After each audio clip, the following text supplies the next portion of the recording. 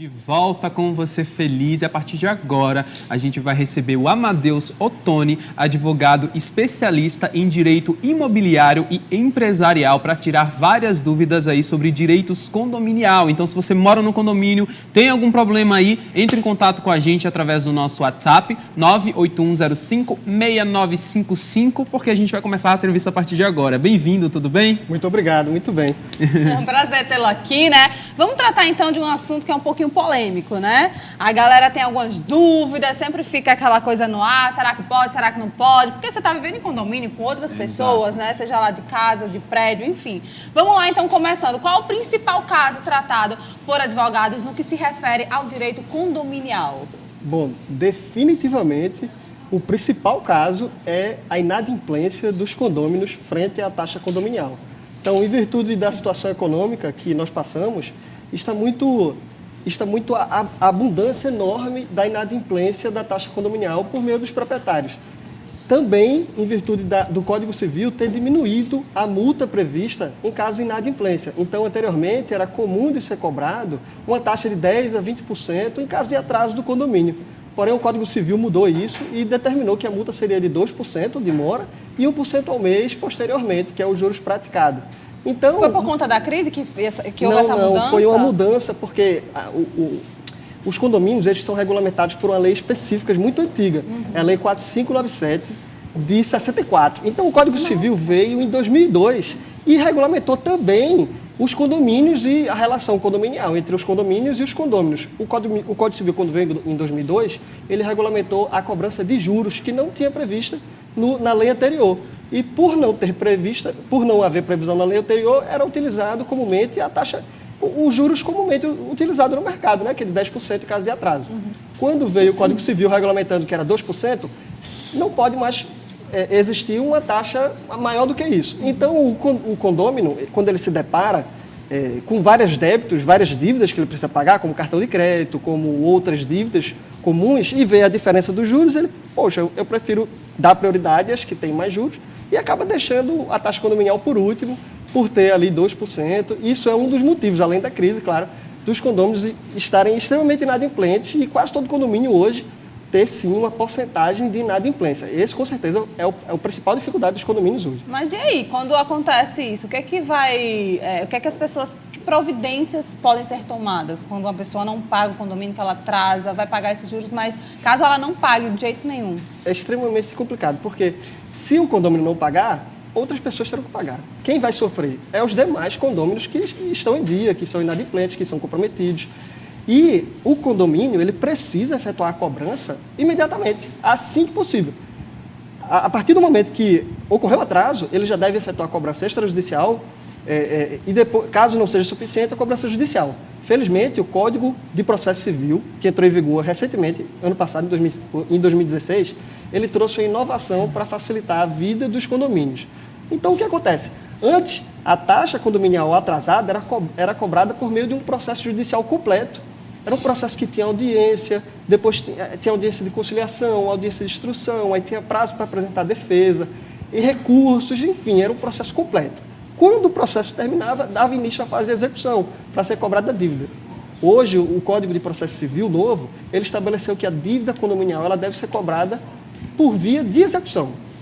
É como se fosse um título executivo extrajudicial. Então, o condômino está devendo um condomínio, ele será diretamente executado, citado para pagar em 3 dias. Caso ele não pague, ele pode ter o seu patrimônio passível de ser alvo para que essa execução seja sanada. E como o condomínio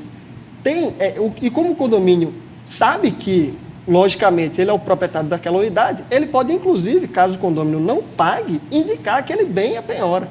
Então, hoje, na prática, o que ocorre? Se o condômino não estiver em dia, ele pode ter o seu imóvel penhorado para que essa dívida seja sanada. Caramba, medidas drásticas, exatamente, né? É verdade. E uma coisa assim que está acontecendo muito hoje em dia, principalmente por causa da crise em relação às construtoras, são os apartamentos em que a pessoa compra, mas ela não fica pronto na data, né, estabelecida. O que o condomínio ele deve fazer? Bom, o condomínio, ele diretamente com os proprietários, porque é o seguinte, o condomínio, quando ocorre o planejamento da construção daquele empreendimento, a incorporadora ela já cria uma minuta condominial. Mas o condomínio ele só é formado a partir do momento que o empreendimento é entregue.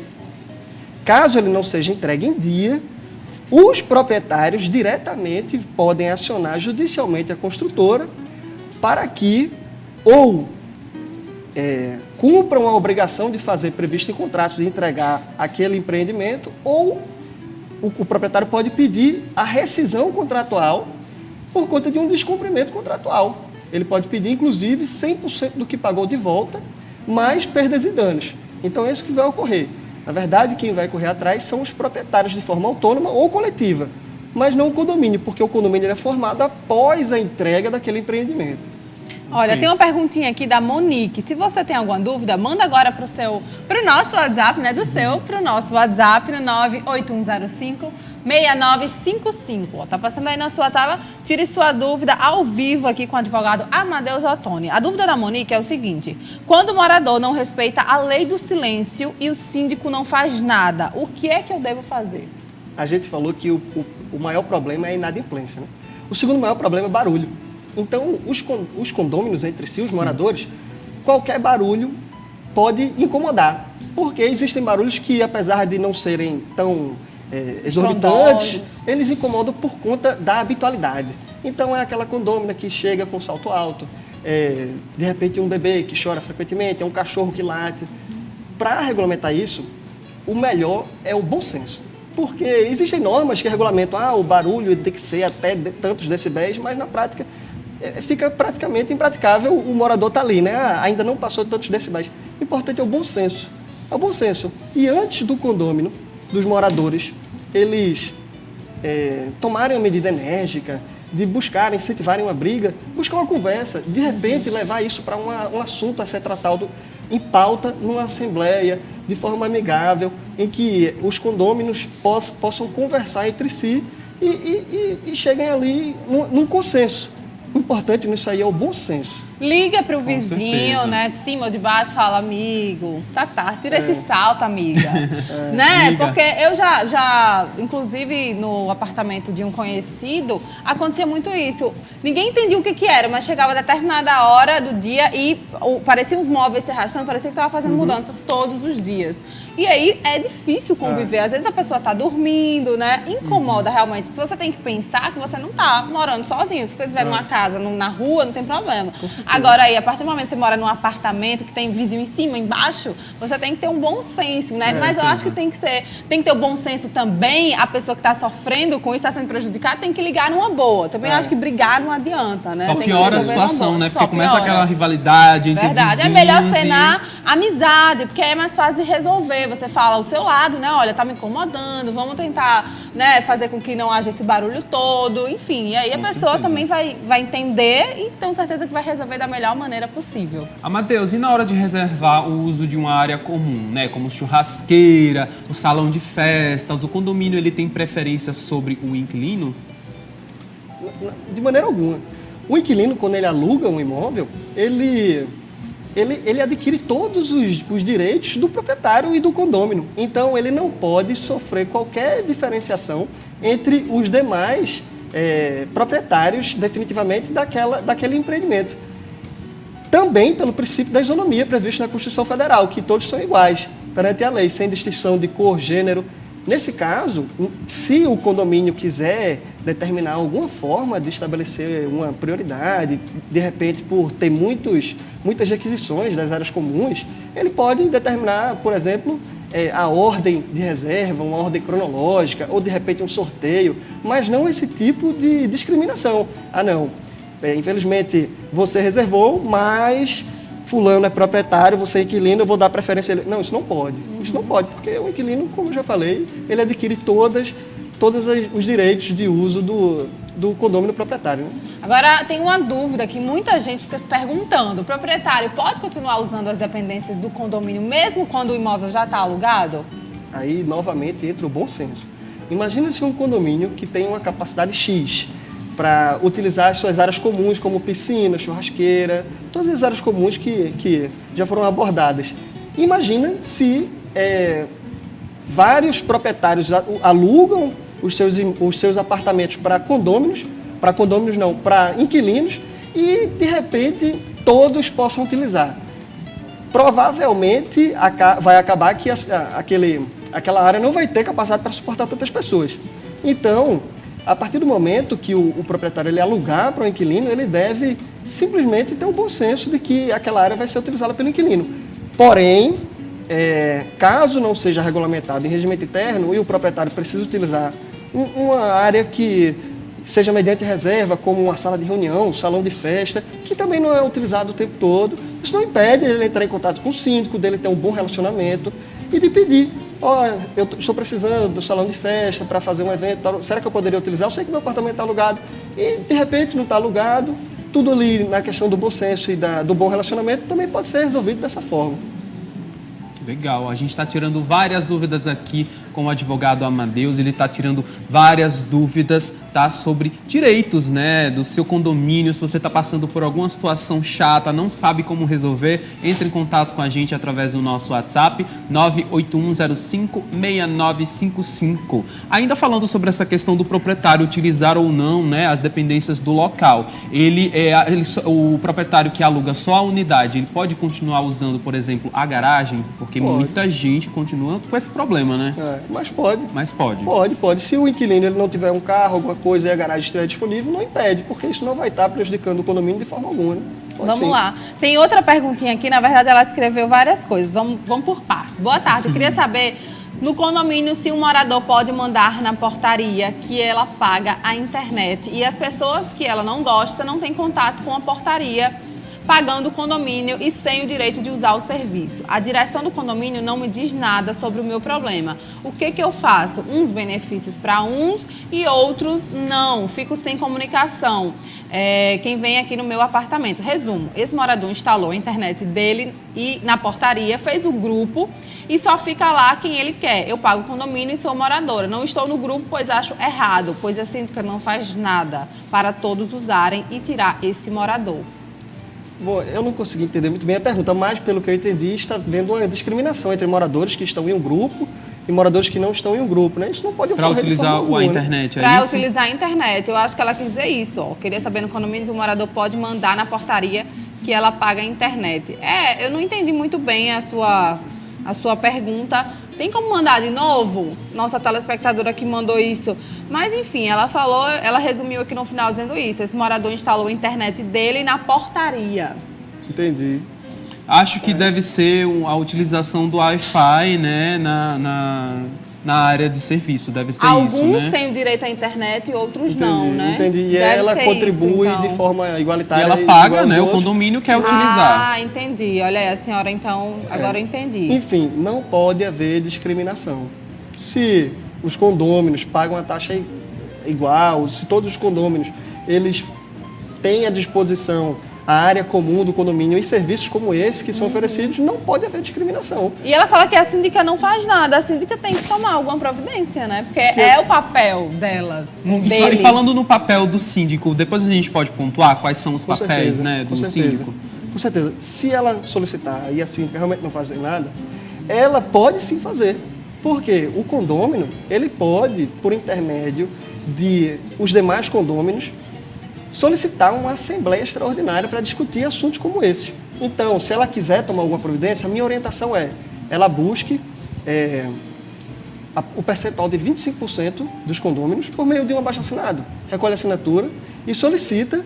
Na verdade, ela não vai nem solicitar, ela já vai marcar uma assembleia para discutir esse tipo de assunto. Ou, se já tiver alguma assembleia marcada, ela pode solicitar para que esse assunto ele seja incluído na pauta de discussão daquele evento, de forma com que ela leve isso ao público, ela leve isso ao que está sendo discutido na Assembleia e que seja resolvido.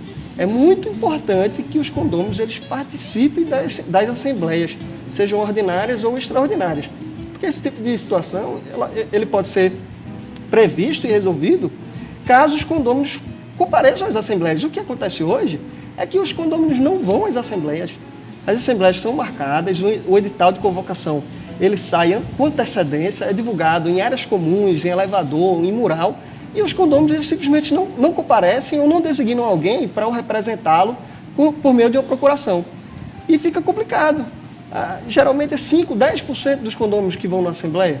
Olha, para encerrar esse bloco, vou só fazer uma perguntinha que tem a ver, Tá. que é do Edinaldo de Nova Parnamirim. Ele disse o seguinte: meu condomínio vai ter uma pintura externa e a síndica quer que eu tire a caixa de ar-condicionado externo. Ela tem esse direito?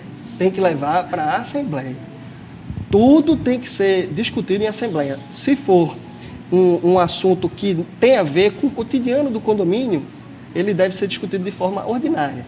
Se for um assunto que não tem a ver, por exemplo, a construção de uma churrasqueira que não tem no condomínio, a mudança da estrutura que não tem a ver com o condomínio, tem que ser por meio de uma Assembleia Extraordinária. Então, existem também ocasiões em que o condomínio ele constrói um padrão para valorizar o imóvel.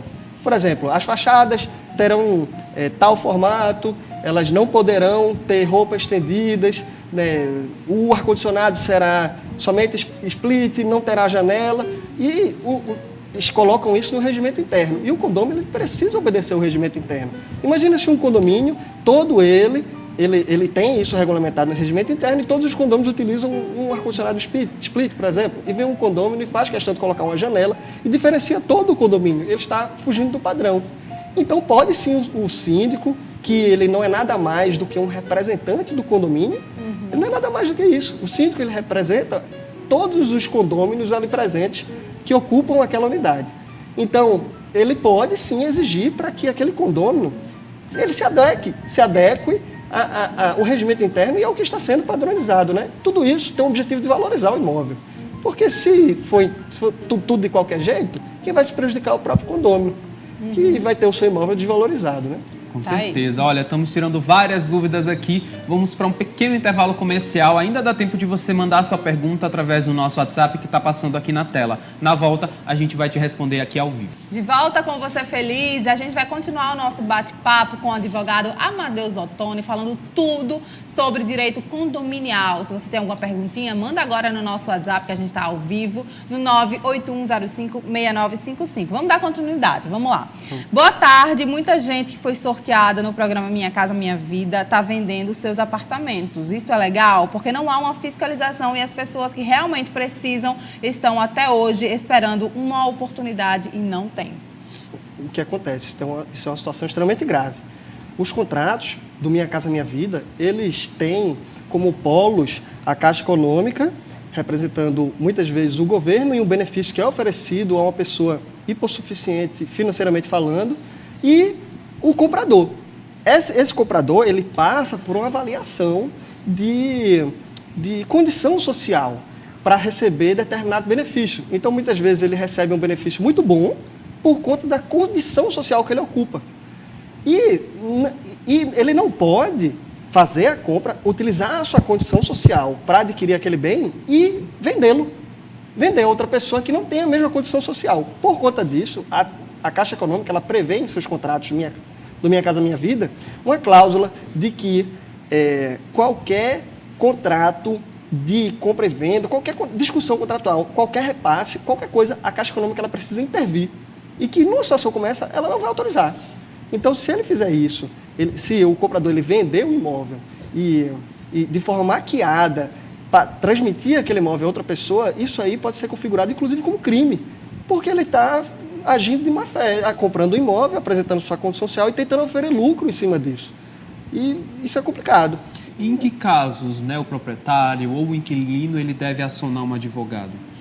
Na verdade, o condômino, o próprio condomínio em si, ele representando todos os proprietários e inquilinos para ter uma boa convivência ali naquele local, é importante que ele tenha, dentre as suas despesas ordinárias, previstas ali de forma mensal, uma assessoria jurídica. Por quê? O condomínio,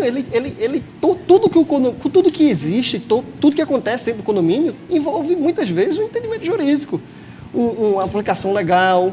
Existem diversas ocasiões que é extremamente importante a assessoria de um advogado. E que muitas vezes os síndicos e os próprios condôminos entendem que não é necessário.